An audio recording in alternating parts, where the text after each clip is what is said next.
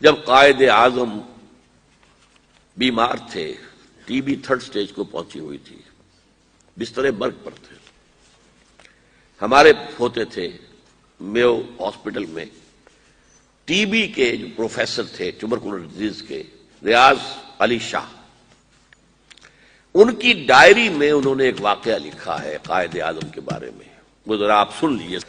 میں اس کو چھاپ کے لے آتا لیکن پہلے خیال نہیں آیا تاکہ آپ کے پاس بھی یہ رہ جاتا۔ وہ لکھتے ہیں، میرے لیے یہ بات حیرت کا باعث تھی کہ لاہور سے زیارت تک کا سفر طے کر کے میں شدید بیماری میں مبتلا قائد اعظم کے کمرے میں داخل ہوا تو اس کے باوجود کہ وہ بانی پاکستان انتہائی کمزور ہو چکے تھے اور ان کا جسم کمبل میں لپٹا ہوا تھا، انہوں نے اپنا ہاتھ باہر نکالتے ہوئے مجھ سے نہایت گرم جوشی سے مصافحہ کیا اور پوچھا، آپ کو راستے میں کوئی تکلیف تو نہیں ہوئی؟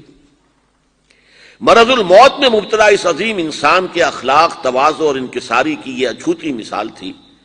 حالانکہ مجھ سے ہاتھ ملانے اور مزاج پرسی کرنے ہی سے وہ ہانپنے لگے تھے اور بعد میں کئی منٹ تک انہیں آنکھیں بند کیے لیٹے رہنا پڑا تھا۔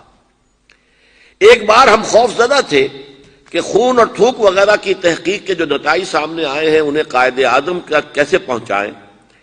انہوں نے از خود ہماری پریشانی محسوس کر لی اور بولے، آپ جو کچھ کہنا چاہتے ہیں کھل کر بیان کریں، کیونکہ بیماری کی نوعیت معلوم ہونے کے بعد میں آپ سے زیادہ تعاون کر سکوں گا۔ گھبرائیں نہیں، میں موت سے نہیں ڈرتا کیونکہ موت کو بہرحال آنا ہے، البتہ اگر آپ کے پیشے کے اصول راستے میں حائل ہیں تو میں آپ کو مجبور نہیں کروں گا۔ بر صغیر کے مسلمانوں کو ایک آزاد وطن سے روشناس کرانے والے قائد اعظم کا خدا پر ایمان اور اصولوں پر یقین ہمارے لیے خوشگوار حیرت کا باعث تھا۔ قائد اعظم بظاہر ان معنوں میں مذہبی رہنما نہ تھے جن معنوں میں ہم عام طور پر مذہبی رہنما کا لفظ استعمال کرتے ہیں، لیکن مذہب پر ان کا یقین کامل تھا۔ ایک بار دوا کے اثرات دیکھنے کے لیے ہم ان کے پاس بیٹھے، میں نے دیکھا کہ وہ کچھ کہنا چاہتے ہیں لیکن ہم نے بات چیت سے منع کر رکھا تھا، اس لیے الفاظ لبوں پر آ کر رک جاتے ہیں۔ اس ذاتی کشمکش سے نجات دلانے کے لیے ہم نے خود انہیں دعوت دی تو وہ بولے، اب یہ الفاظ ہے جس کے لیے میں نے یہ سارا پس منظر آپ کو سنایا۔ تم جانتے ہو جب مجھے یہ احساس ہوتا ہے کہ پاکستان بن چکا ہے تو میری روح کو کس قدر اطمینان ہوتا ہے۔ یہ مشکل کام تھا اور میں اکیلا اسے کبھی نہ کر سکتا تھا۔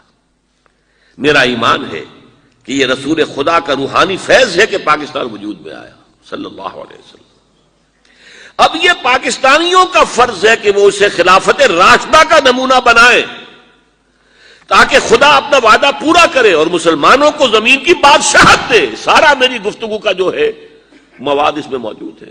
زمین پر بادشاہت مسلمانوں کو اللہ تعالیٰ عطا فرمائے اگر پاکستان میں خلافت راشدہ کا نظام قائم کر دیا جائے۔ پاکستان میں سب کچھ ہے، اس کی پہاڑیوں، ریگستانوں اور میدانوں میں نباتات بھی ہیں اور معدنیات بھی، انہیں تسخیر کرنا پاکستانی قوم کا فرض ہے۔ قوم نیک نیتی، دیانت داری، اچھے اعمال اور نظم و ضبط سے بنتی ہیں اور اخلاقی برائیوں، منافقت، زر پرستی اور خود پسندی سے تباہ ہو جاتی ہے۔ یہ وہ ہے کہ جو ڈاکٹر ریاض علی شاہ کی ڈائری سے یہ اقتباس روزنامہ جنگ نے شائع کیا ہے 11 ستمبر 1988 کو۔ 11 ستمبر 1948 کو قائد اعظم کا انتقال ہوا، تو گویا کہ 40ویں برسی پر، قائد اعظم کی 40ویں برسی 11 ستمبر سن 88 کو جو خاص کو ایشو شائع ہوا ہوگا اس میں یہ واقعہ شائع کیا گیا، جو پھر ہم نے وہاں سے لے کر ندائے خلافت کے کور پر شائع کیا تھا، سرورق پر۔ یہ تھا مقصد اس پاکستان کا۔